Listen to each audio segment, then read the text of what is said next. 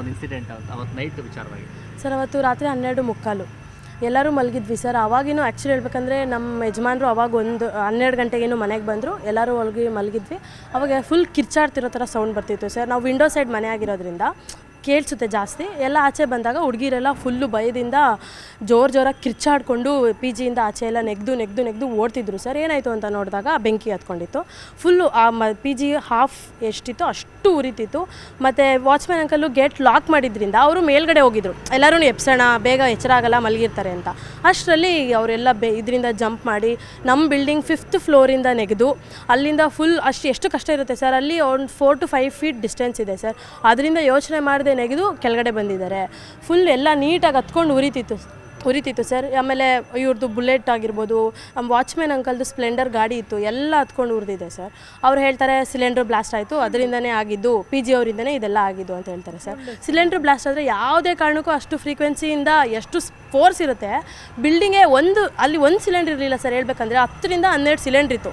ಹುಡುಗಿರೆಲ್ಲ P G ಖಾಲಿ ಮಾಡಬೇಕಾದ್ರೆ ಎಲ್ಲದನ್ನೂ ತುಂಬ್ಕೊಂಡು ಹೋಗಿದ್ದಾರೆ. ಒಂದಕ್ಕೂ ಅಫೆಕ್ಟ್ ಆಗಿಲ್ಲ ಸರ್. ಯಾವುದೋ ಒಂದು ಸಿಲಿಂಡ್ರ್ ಮಾತ್ರ, ಅದು 5 ಲೀಟ್ರದೇನೋ ಇತ್ತು, ಅದು ಒಂದು ಆಚೆ ಬಿದ್ದಿತ್ತು, ಅಷ್ಟು ಬಿಟ್ಟರೆ ಬೇರೆ ಯಾವುದೂ ಬ್ಲಾಸ್ಟ್ ಆಗಿರಲಿಲ್ಲ. ನೀವು ಸಿಲಿಂಡ್ರ್ ಬ್ಲಾಸ್ಟ್ ಆದರೆ ಯೋಚನೆ ಮಾಡ್ಬೋದು ಎಷ್ಟು ಫೋರ್ಸ್ ಇರುತ್ತೆ, ಯಾವ ಥರ ಬಿಲ್ಡಿಂಗೇ ಬ್ಲಾಸ್ಟ್ ಆಗುತ್ತೆ ಸರ್. ಅಷ್ಟೆಲ್ಲ ಸುಲಭವಾಗಿ ಆಗೋಕ್ಕಾಗಲ್ಲ. ಮತ್ತು ನಮ್ಮನೆ CCTV ಫುಟೇಜಲ್ಲೆಲ್ಲ ರೆಕಾರ್ಡ್ ಆಗಿರೋ ಪ್ರಕಾರ ಫಸ್ಟು ಬೆಂಕಿ ಬಂದಿರೋದು ಅಲ್ಲಿಂದ. ಮತ್ತು ಅದರದ್ದು ರಿಫ್ಲೆಕ್ಷನ್ನು ಇಲ್ಲಿ ನಮ್ಮದೊಂದು ಕಾರ್ ನಿಂತಿತ್ತು ಸರ್, ಅದ್ರ ಮೇಲೂ ಬಿದ್ದಿದೆ. ಅಲ್ಲೊಂದು ಕ್ರಿಸ್ಟಾ ಕಾರ್ ನಿಂತಿತ್ತು, ಅದ್ರ ಮೇಲೂ ರಿಫ್ಲೆಕ್ಷನ್ ಬಿದ್ದಿದೆ. ಅದರಲ್ಲಿ ಎವಿಡೆಂಟಾಗಿ ಕಾಣಿಸ್ತಿದೆ ಫಸ್ಟ್ ಅಲ್ಲಿ ಬೆಂಕಿ ಬಂದಿರೋದು. ಮತ್ತು ಶಟರ್ ಅವ್ರು ಎಳೆಯೋಕ್ಕಾಗದೆ ಕಷ್ಟಪಟ್ಟು ಶಟರ್ ಎಳ್ಕೊಂಡು ಅವ್ರ ಒಳಗಡೆ ಕೆಲಸ ಮಾಡ್ತಿದ್ದು ಹುಡುಗರು ಬೆಂಕಿ ಅಂತ ಹೊರಗಡೆ ಬಂದಿದ್ದಾರೆ. ಅದಾದಮೇಲೆ 2-3 ನಿಮಿಷ ಆದಮೇಲೆ ಹುಡುಗಿರಿಗೆ ಬೆಂಕಿ ಬಿದ್ದಿದೆ ಅನ್ನೋದು ಗೊತ್ತಾಗಿದೆ. ಆಮೇಲೆ ಅವರು ಅದರಿಂದ ಆಚೆ ಬಂದಿರೋದು ಸರ್. ಏನಾಯ್ತು ಒಂದು ಇನ್ಸಿಡೆಂಟ್ ಅವತ್ತು ನೈಟ್ ವಿಚಾರವಾಗಿ?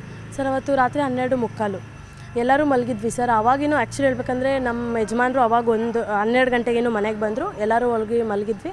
ಅವಾಗ ಫುಲ್ ಕಿರ್ಚಾಡ್ತಿರೋ ಥರ ಸೌಂಡ್ ಬರ್ತಿತ್ತು ಸರ್. ನಾವು ವಿಂಡೋ ಸೈಡ್ ಮನೆ ಆಗಿರೋದ್ರಿಂದ ಕೇಳಿಸುತ್ತೆ ಜಾಸ್ತಿ. ಎಲ್ಲ ಆಚೆ ಬಂದಾಗ ಹುಡುಗಿರೆಲ್ಲ ಫುಲ್ಲು ಭಯದಿಂದ ಜೋರಾಗಿ ಕಿರ್ಚಾಡ್ಕೊಂಡು ಪಿ ಜಿಯಿಂದ ಆಚೆ ಎಲ್ಲ ನೆಗ್ದು ಓಡ್ತಿದ್ರು ಸರ್. ಏನಾಯಿತು ಅಂತ ನೋಡಿದಾಗ ಬೆಂಕಿ ಹತ್ಕೊಂಡಿತ್ತು.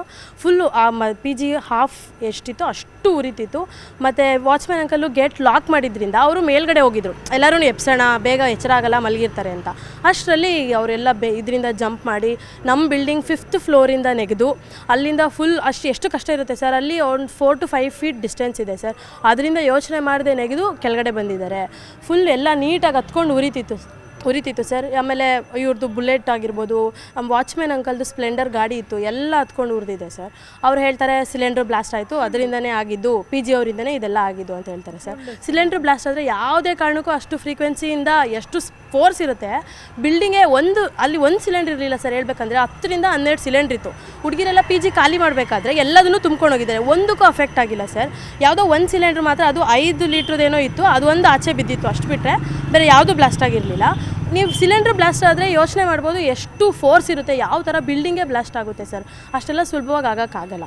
ಮತ್ತು ನಮ್ಮನೆ CCTV ಫುಟೇಜಲ್ಲೆಲ್ಲ ರೆಕಾರ್ಡ್ ಆಗಿರೋ ಪ್ರಕಾರ ಫಸ್ಟು ಬೆಂಕಿ ಬಂದಿರೋದು ಅಲ್ಲಿಂದ. ಮತ್ತು ಅದರದ್ದು ರಿಫ್ಲೆಕ್ಷನ್ನು ಇಲ್ಲಿ ನಮ್ಮದೊಂದು ಕಾರ್ ನಿಂತಿತ್ತು ಸರ್, ಅದ್ರ ಮೇಲೂ ಬಿದ್ದಿದೆ.